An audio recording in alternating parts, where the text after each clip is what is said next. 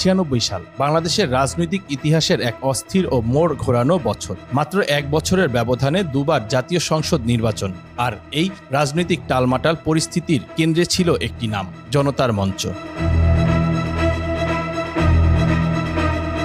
১৫ই ফেব্রুয়ারি ১৯৯৬ বিএনপি সরকারের অধীনে অনুষ্ঠিত হয় জাতীয় সংসদ নির্বাচন। কিন্তু এই নির্বাচনকে ঘিরে শুরু থেকেই ছিল বিরোধিতা ও অনাস্থা।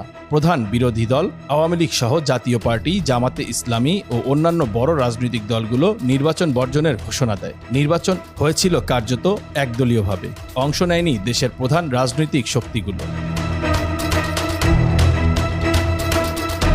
এই নির্বাচনকে ঘিরে সাধারণ মানুষের মনেও ছিল অসন্তোষ। ভুয়া ভোট, টার্ন আউটের অসঙ্গতি ও স্বচ্ছতার অভাব নিয়ে শুরু হয় সমালোচনা। মাত্র ২১% ভোটারের উপস্থিতিতে গঠিত হয় সংসদ। নির্বাচনের ফলাফল ঘোষণার পর পরিস্থিতি হয়ে ওঠে আরও উত্তপ্ত। বিশেষজ্ঞদের মতে জনগণ তখন নির্লিপ্ত নয়, বরং ক্ষুব্ধ। তারা একটি অবাধ ও সুষ্ঠু নির্বাচনের আশা করেছিল, কিন্তু সেটি হয়নি। এই পরিস্থিতিতেই আবির্ভাব ঘটে এক অনন্য গণ আন্দোলনের প্ল্যাটফর্ম, জনতার মঞ্চ। এটি ছিল মূলত ৭১-এর ঘাতক দালাল নির্মূল কমিটি এবং ছাত্র সমাজের একটি যৌথ উদ্যোগ। মঞ্চের আহ্বায়ক ছিলেন লেখক ও বুদ্ধিজীবী শাহরিয়ার কবির ও আহমদ রফিক। শুরু হয় টানা আন্দোলন, যেখানে দেশের ছাত্র, যুবক, নারী, শিক্ষক, পেশাজীবী সবাই এক কাতারে দাঁড়ায়। ঢাকার শাহবাগ মোড়ে প্রতিদিন জমে উঠত মিছিল, প্রতিবাদ, আলোচনা আর সাংস্কৃতিক অনুষ্ঠান। মঞ্চ হয়ে ওঠে সরকারের বিরোধিতার কেন্দ্রবিন্দু।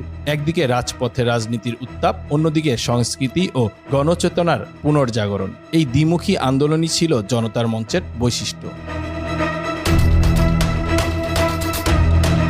জনতার মঞ্চ দাবি তোলে অবিলম্বে তত্ত্বাবধায়ক সরকার গঠন করতে হবে এবং সেই সরকারের অধীনে পুনরায় নির্বাচন দিতে হবে। এ দাবিতে সারা দেশে ছড়িয়ে পড়ে আন্দোলন। ঢাকার বাইরেও গঠিত হয় আঞ্চলিক জনতার মঞ্চ।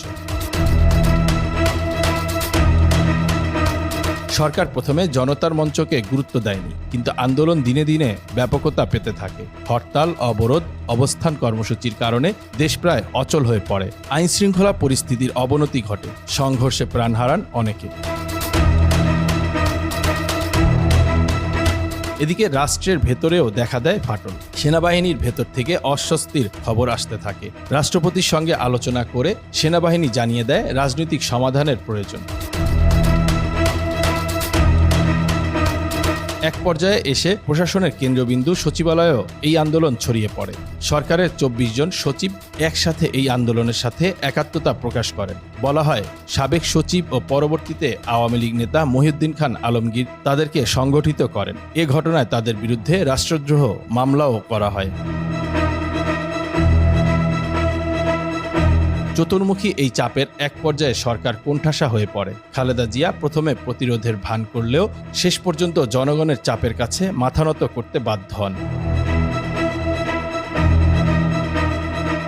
৩০ মার্চ ১৯৯৬, মাত্র ৪৫ দিন বয়সী ছদ্ম গণতন্ত্রের সংসদ বিলুপ্ত ঘোষণা করেন প্রধানমন্ত্রী খালেদা জিয়া। গঠন করা হয় একটি নিরপেক্ষ তত্ত্বাবধায়ক সরকার। দেশের ইতিহাসে এই প্রথম তত্ত্বাবধায়ক সরকারের অধীনে জাতীয় নির্বাচন আয়োজনের সিদ্ধান্ত নেওয়া হয়।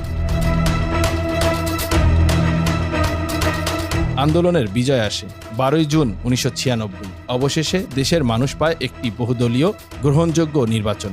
আওয়ামী লীগ সরকার গঠন করে এবং দীর্ঘ বিরতির পর ক্ষমতায় ফিরে আসে। ১৯৯৬ সালের এই রাজনৈতিক রূপান্তর ছিল জনগণের সংগঠিত শক্তির এক উজ্জ্বল উদাহরণ। জনতার মঞ্চ হয়ে উঠেছিল কণ্ঠহীনদের কণ্ঠস্বর।